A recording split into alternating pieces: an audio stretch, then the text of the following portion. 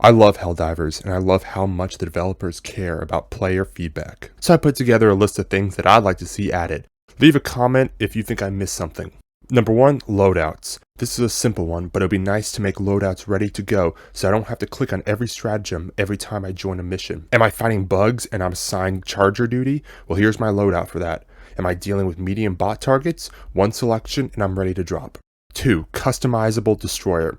The idea of having your own spaceship is such a cool concept for me, and Helldivers made it a central part of the gameplay loop. I warp it in to join with my friends. I see it float over the battlefield. I watch it rain down fire to help me, and when all hope is lost, I look up and know, despite my imminent death, I'll be back up in the warm safety of the bridge soon. It's your home and guardian angel, and I'd love to have custom ships, both the inside and the outside, as a way to differentiate it from your friendships. Number 3, solution for griefing and malicious kicking. A huge problem I've seen people complain about is being maliciously kicked or griefed. Players are kicked if they don't have the right meta loadout, if they're not high enough level, or if they just aren't playing the way the host wants. It's bad enough that they do it before the mission starts. I've accidentally left the lobby public while waiting for friends, but some trolls will purposely wait until the mission is almost done when kicking somebody who's been playing with them the whole time.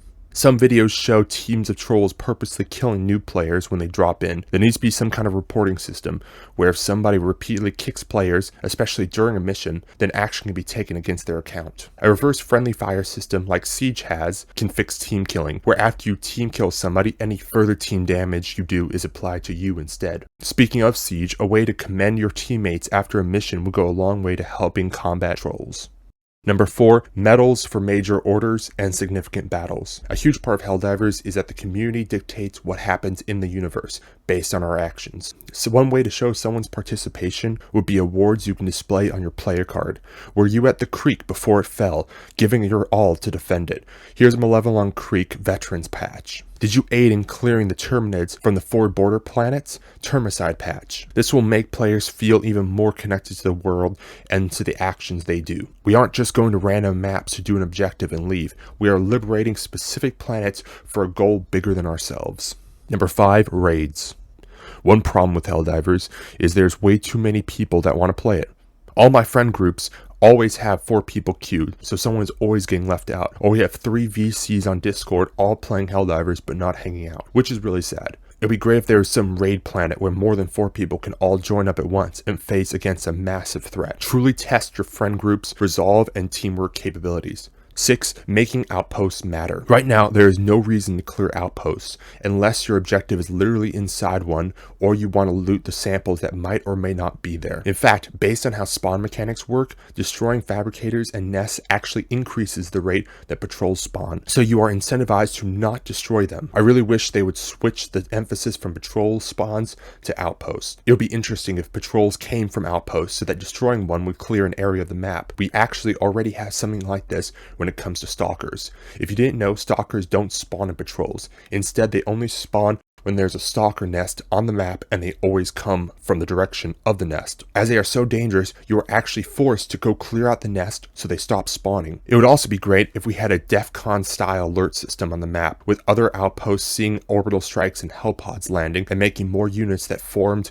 patrols and went to go check it out, instead of just some random patrol spawning on top of me while I'm hiding. This has happened way too much and just breaks the immersion and the fun. 7, a use for requisitions, samples, and XP. Requisitions are earned after every mission as well as found in loot caches. However, once you've unlocked every stratagem, which I did around level 30, they are worthless. Fully upgrading your ship's modulars causes the same issue for samples. There needs to be something to do with them once you're maxed out. Maybe you can buy samples using rec, and maybe you can sell rec and samples for super credits. It doesn't have to be much. Maybe 1,000 rec can give you 1 credit. This gives players a reason to keep playing to unlock all the armor in the shop, but not so much that people get flooded with super credits. The same is true for XP. I don't know why they capped us at level 50, as your level doesn't mean anything after level 25. Why not just let us keep going and see how high we can get? Make the levels exponentially increasing so reaching level 100 is a true badge of honor. 8, fixing team reloads. When you use the autocannon, spear, or recoilless rifle, a teammate can help you reload it, vastly increasing your attack speed at the cost of someone doing nothing. It's such a cool concept that I haven't seen in other games. It encourages teamwork, and it's actually the way it works in real life. But for some reason, the reloader has to be the one wearing the backpack, not the gunner. What makes more sense, grabbing a rocket from your allies' pack or grabbing it from your own back? If someone chooses to run the heavy weapons, then carrying the ammo for it is obviously their job, not the random that runs over to help them reload. All the devs have to do to improve this is make the ammo come from the gunner's backpack and not make the reloader have to have an ammo backpack.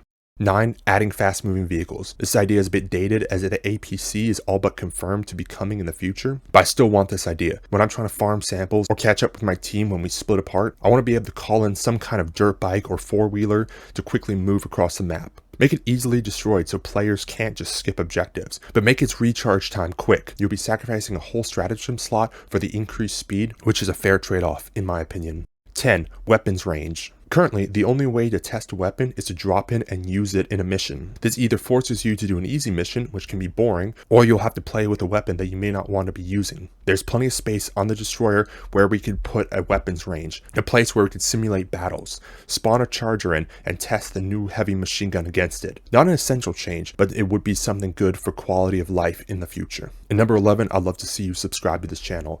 I appreciate you making it this far in the video.